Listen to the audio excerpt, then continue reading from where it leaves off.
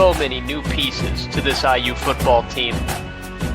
To me, that's going to set the tone on how you get ready for games on Saturday in the fall. I would put that Indiana room up against anybody else in the conference, and that's something that we typically don't even come close to saying. If you want to get total sickos committee about it, there's a position battle at long snapper too. This is the Hoosier Huddle Podcast, part of the College Huddle Podcast Network. All right, welcome in to the Hoosier Huddle Podcast. I'm Sammy Jacobs. We are breaking down IU versus Old Dominion this evening. But first, a word from our presenting sponsor, Heartwork Brewing. At Heartwork Brewing, we are fiercely independent. From our variety of craft beers to our artisan Neapolitan-style pizzas, we put our heart into our work. We offer a full menu of draft beers, from our award-winning lagers to IPAs, sours, even our house-made seltzer. Our Northside Taproom has a variety of events and spaces for groups of all sizes. Heartwork is proud to be a locally and veteran-owned business here in Bloomington, just a stone's throw from Memorial Stadium and Assembly Hall at 1703 North College Avenue. Visit heartworkbrewing.com for hours and event info. All right, that's Heartwork Brewing. We had our event over there this past Friday. Good stuff, great pizza, and we'll be back again. So we are joined by Aaron and Mike to talk ODU and IU football. So, we'll get right down to it. Indiana versus Old Dominion is going to be on Saturday at 2:30 on FS1. Hopefully you guys don't have YouTube TV and get the game there. Otherwise, you did say you were going to send somebody to live stream it, which would be awesome. But, yeah, right now we're good to go. How are you guys? Great, man. And we have a backup plan just in case. Always have a backup plan. Good. All right. So Indiana comes in as a 23 or 22.5 point favorite over Old Dominion. I think Old Dominion's pretty good. I like what they have, but give us an overview. We'll start with you, Mike. Just an overview of the program, how Ricky Rane's doing, coming off a 5-7 season with a lot of close losses. Are they ready to take that next step? So we're still a very young program. We made the move to FBS in 2014. So we're still we're only on our second coach ever. So we're a fairly young program. Ricky Rane took over in 2020. COVID season put a real damper on his tenure here. But over the last couple of years, he seemed to hit the kind of once we joined the Sun Belt, he kind of found his groove a little bit in conference play, but non-conference has been difficult because we keep making such a difficult schedule. This year is no different. Playing Indiana, we play Virginia Tech on the road. We host Liberty, 3 quality programs that will give us a big challenge. However, I think this is the most talented roster he has put together, and it's our best chance to win the Sun Belt East, or the Sun Belt East and the Sun Belt Conference since he's taken over. Awesome. How about you, Aaron? Do you echo those thoughts? Yeah, Mike said it all. We probably have the most talent that we've had arguably ever. But with that schedule, you could end up with the same record, but having a far better team. So it'll be interesting to see how the first 4 games of the season play out. Yeah, we all know about non-conference schedules in Indiana. Kirk Cignetti ruffled a lot of feathers saying what he said and kind of bullied the SEC going to 9 games. So we'll see where the Big Ten goes from there. Let's jump into Old Dominion's offense. I really like you guys, this quarterback, Colton Joseph. He led the Sun Belt in total yards or yards from scrimmage last year with pass and rush yards. He didn't start the year. It was Grant Wilson. He's now at IU. What inspired the confidence to go with Colton Joseph over Grant Wilson and let Grant Wilson walk? Well, ultimately, Grant got hurt. Go ahead. Grant got hurt and he lost the job. He had an arm injury and it was fairly serious. and kind of Colton took that job, and he just didn't give it back. I mean, Colton offers this offense something that we haven't had in a long time, a true dual threat. He has not played a full season, but he showed some development in his passing game. From a running perspective, there's not many out there that are faster than him. So with a full offseason and coming in, there's a lot of optimism from that position that we haven't had in a long time. Now, I'll add, while there was an injury involved with Grant being benched, the offense was not doing anything when he was the quarterback the first few games of the year. And I feel like he would have been benched eventually anyways, just because of his performance just wasn't really matching up to expectations. And Colton immediately gave the team some juice, and you can see it through the results on the offensive end. Like, first 3 games, we lose because our offense didn't do anything, but our defense played well. Colton comes in, and the offense suddenly comes to life. We averaged 37 points per game for a series of games throughout conference play last year, and it's because of Colton being inserted as the starter. Mike, I'll go with you. Start with you this time. On the run game, and not only Colton Joseph's aspect in it, but talk about your running backs. You have a very veteran offensive line in terms of seniority, and a couple guys who are all conference performers. But just in general, how are the running backs in that offensive line looking? So the running backs, it's a pretty deep room.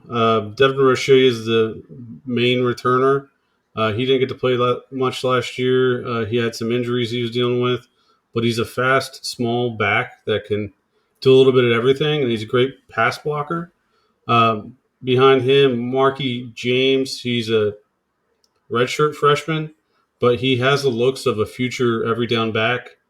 Then we have Bull Hargrove that just transferred in from Grambling. He's a last-year guy, veteran running back that can do a little bit of everything.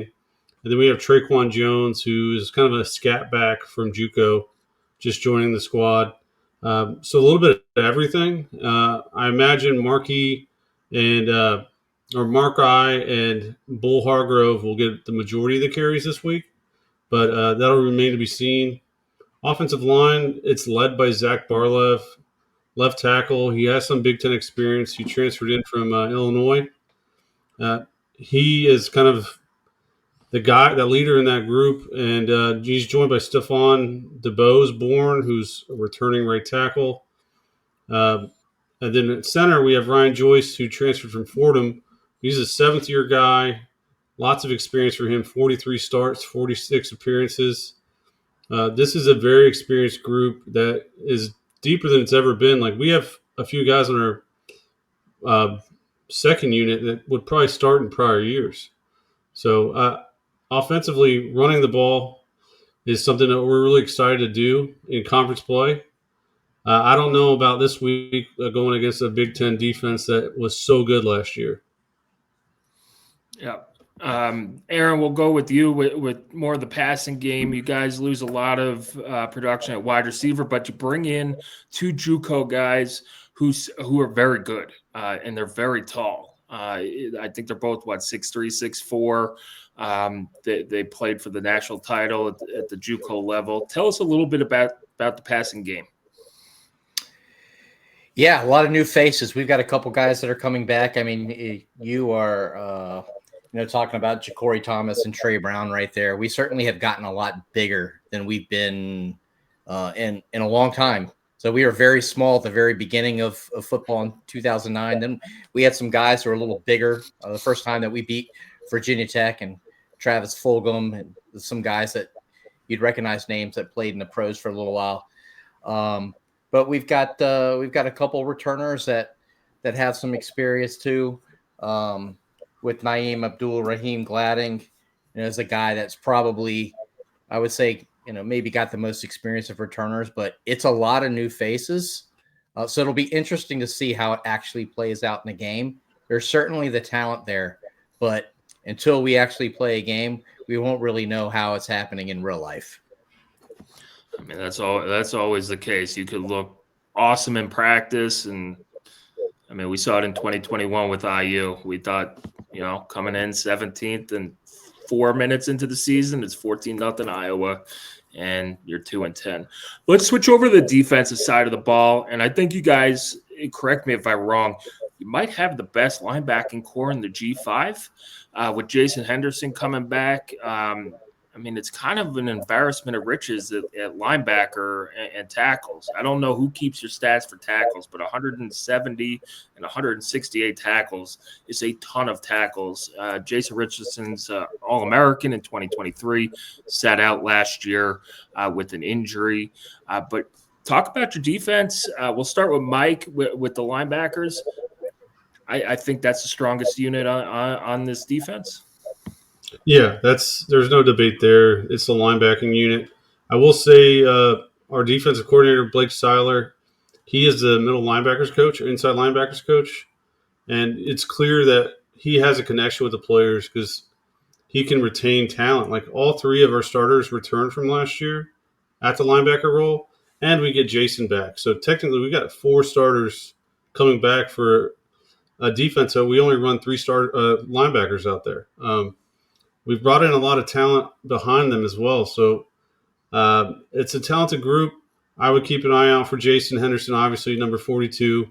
But Mario Thompson and Jaleel Colbreth will be joining him as starters. And then keep an eye on Jeremy Mack. He's kind of like a rover role. He's a linebacker / safety. They'll put him on special teams. And then he's going to make some appearances on defense as well. All right, Aaron, you have a couple defensive linemen too who are all Sun Belt players. Take us through the rest of that front for ODU.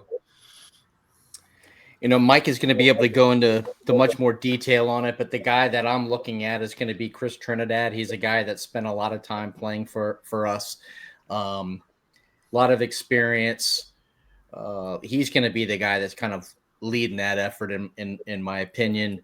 Some of the defenses that you guys play are similar to what we do. So it'll be interesting to see how those guys are able to play against your offensive line. I know you guys, I think you have 3 starters that are returning as well. So it's going to be a big challenge for those guys. Mike is much more skilled in the specifics with those guys. So I'm going to turn it to him. So, yeah, Chris Trinidad's a great place to start, number 43. He's on the end. You're going to look at Cole Daniels at D-tackle. DeAndre Lynch and Ricardo Williams will be rotating in.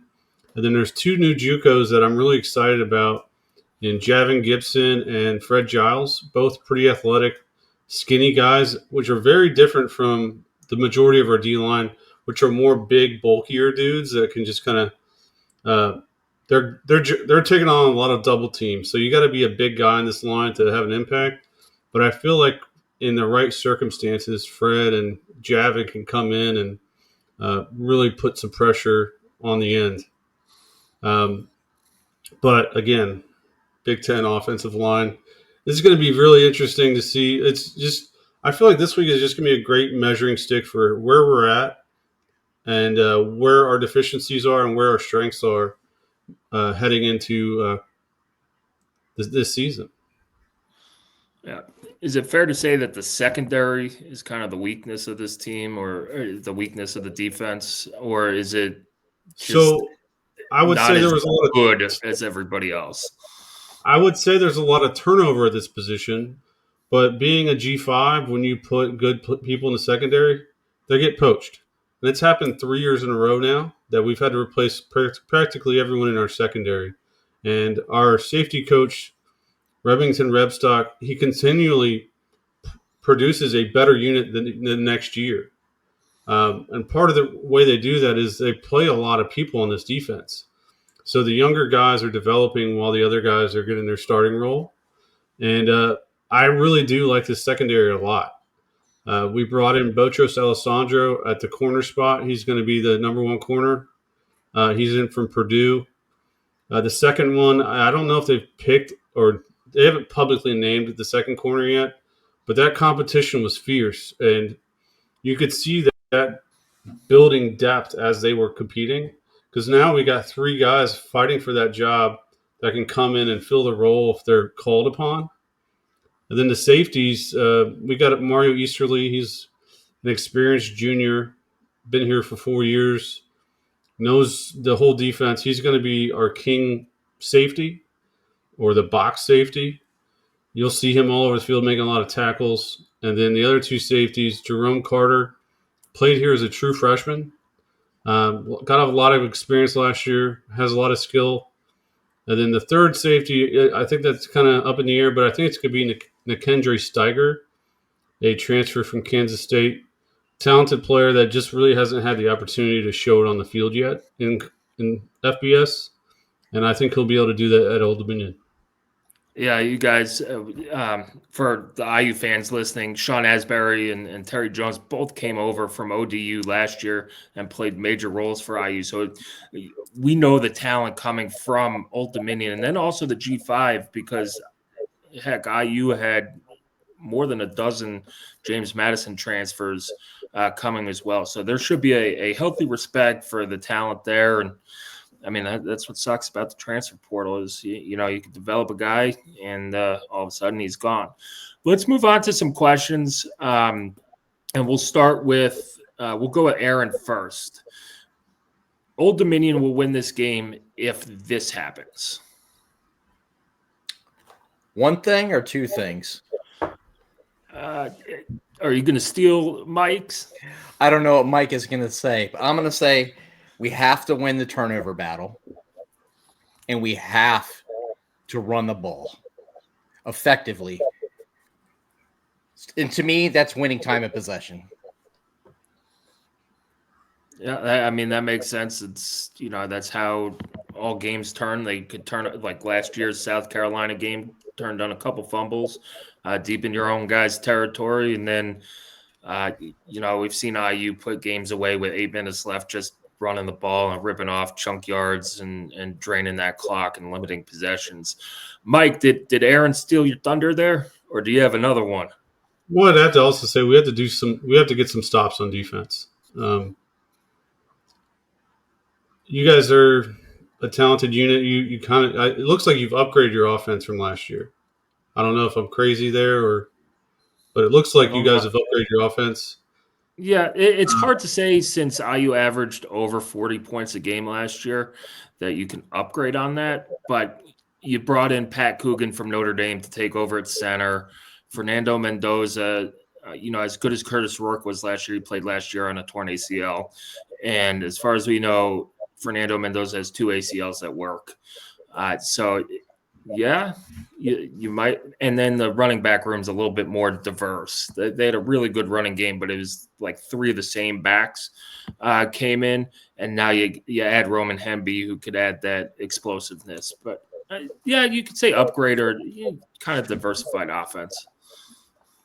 So, we have to get some stops. Obviously, turnover battle is huge. Running the ball is huge for us.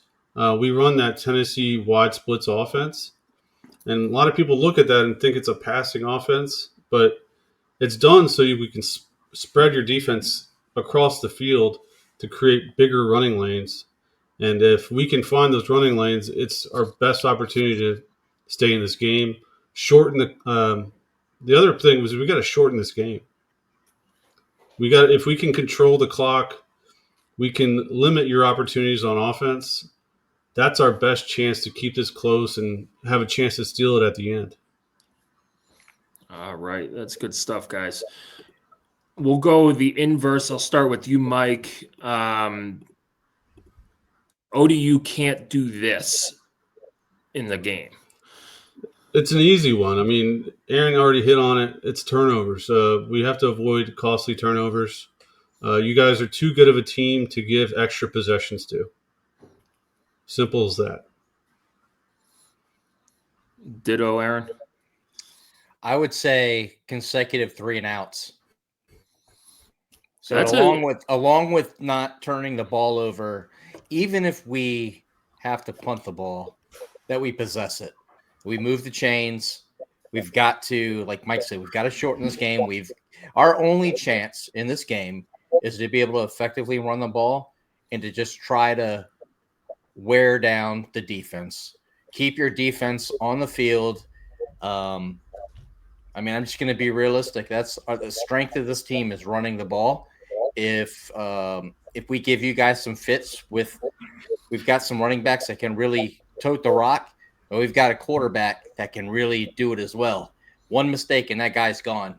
I mean, he can go 100. So we've got to be able to move the chains and just keep your defense on the field. We cannot just 3 and out this thing. It can get ugly real fast.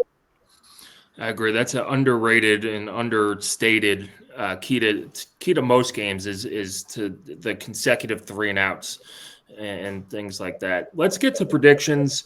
Aaron, we'll start with you. What is your prediction for Saturday?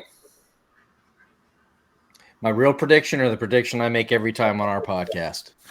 I don't know. I always laugh at these because the opponent guys will pick the opponents to win. I'll pick IU to win, and my key to the game is always score more points than the other team. So, let's. I'll preempt this with if anyone tunes into our podcast and they don't see this before and they see me talk about us winning with a 50-yard field goal, I say that every single game.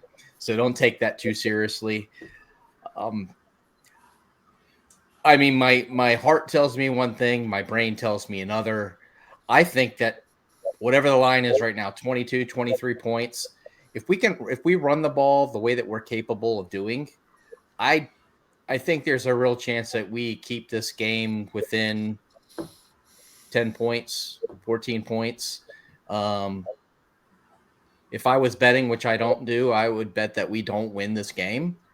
But that being said, we have the talent to be able to do it. And if Indiana, I know that Cignetti is going to take this game seriously. He's played against us. He knows it. I mean, just Google him, right? He's saying all the right things. It'll be interesting to see if the team actually does. Because if we find ourselves in this game at halftime, if it's like the South Carolina game, we have a much more dynamic quarterback than we did during that game, and our defense arguably is significantly stronger because Jason was on one leg in that game. So if we find ourselves in this game at halftime, I think there's so many people that will be concerned and we'll have a chance, but we'll see at that point. Yeah, I get you. Anytime an opener's scary for anybody, no matter who you play, and if, like you said, if ODU keeps it close at halftime, doubt starts to creep into the mind of the team who's favored. Mike, we'll go with you. What is your prediction? A 51-yard field goal? Or are we doing prices right here? No. So on our show, I predicted we would not beat the spread. You guys would cover. I stand by that.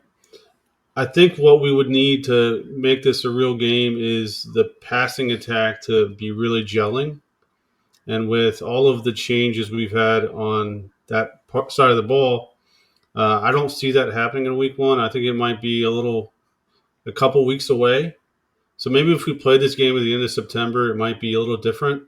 But I just don't have the confidence to say in week 1 our passing game will be where it needs to be to make this a great game, I guess. All right, we've got good predictions from Mike and Aaron. Guys, thank you for joining us tonight. If you don't, whichever one of you tell us where we could follow you guys and follow you throughout the season, because I know if IU is going where some people predict them, that strength of schedule and strength of record, we'll be pulling for the Monarchs after Saturday. So tell us where we can find you guys. Yeah, appreciate that. We're really easy to find on Twitter, Instagram, and Facebook, ODU Monarchists. So like Monarch, but I add ISTS to it. Right now, website-wise, we're at theprideofodu.com. And then, of course, on YouTube, Spotify, Apple. We've got tons of football. I think, Mike, what do we have? Like 50-plus football videos right now just for this season? 32 in the last month, thanks to our access to the program.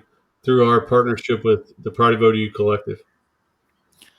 That's strong work, fellas. So thank you for joining us. We'll put this up. I'll give my prediction on the IU podcast, or I could give it here too. I do think IU will win. I do think it'll be a better game than most predict. I like Colton Joseph. I like your guys' linebacking group. And man, everybody lucked out with the weather being high of 73 instead of 95 in Indiana. So enjoy the fall, fellas. Enjoy the game. Enjoy and good luck the rest of the season. Hey, you too. Appreciate you having us on. All right, thanks. It's Mike and Aaron, the Monarchists. Go give them a follow if you want to read up on ODU stuff as well, and then follow them along the rest of the season to see where ODU ends up. Do they win the Sun Belt East? Do they win the Sun Belt? Could they be that G5 playoff team that comes out of nowhere? We'll see. Anyway, Hoosier Huddle. You can come back, read our stuff at HoosierHuddle.com. We have our ODU previews as well. The game is Saturday at 2:30 on Fox Sports 1. We'll also keep you updated on all the negotiations between YouTube TV and Fox. There are also plenty of tickets available if you do have YouTube TV and can't get the game. So enjoy, guys. Enjoy the rest of the season, fellas. And thanks for joining us. Appreciate it. Go Monarchs.